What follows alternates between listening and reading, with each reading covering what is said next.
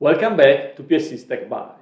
Today I want to explain you how you can leverage a fresh new feature introduced by Microsoft in the Microsoft Graph Toolkit file list component.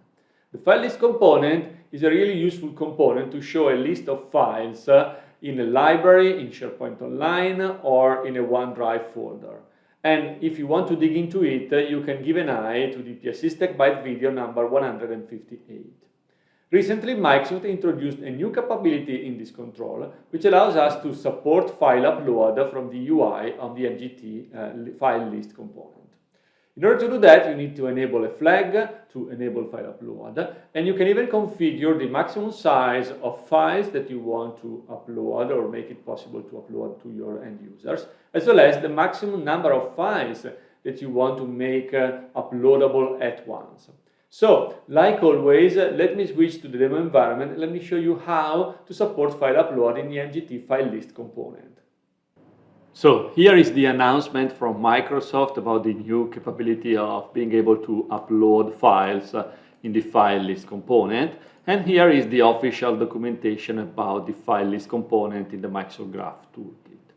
But let me show you how it works in practice. This is a file list component rendered in the HTML page that I'm showing you.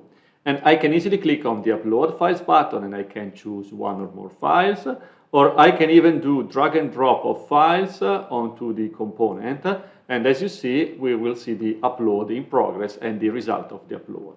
If we upload the files that we already uploaded, so we are going to replace them, we will get a nice dialog to choose if we want to replace or not the target files, like always when you use OneDrive or SharePoint Online. So a full end-user experience easily supported in the MGT file list component.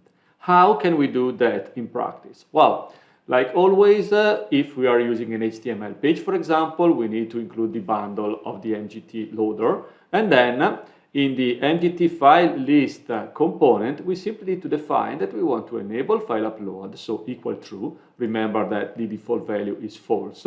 Then we need, or we can define the max file size if you like to limit the maximum size of files to upload. This is 10 megabytes right now. And then you can configure the max upload file, which is the number of files that you want to upload at once, for example, with drag and drop or with the selection through the UI. And the default value is 10, and so I'm just confirming the same value. And you can skip it if you don't want to specify a different value. But this is here just for the sake of completeness. So, really simple and straightforward. You enable file upload, you eventually configure the max file size and the max upload file, and you are done. You can, of course, update the UI template of the MGT file list still, even if you want to support file upload. So you can really enjoy this new capability using the MGT file list. Like always, thank you for watching this video. I hope you found it interesting, and I'm really looking forward to seeing you next week. And remember, subscribe to this channel. Thank you.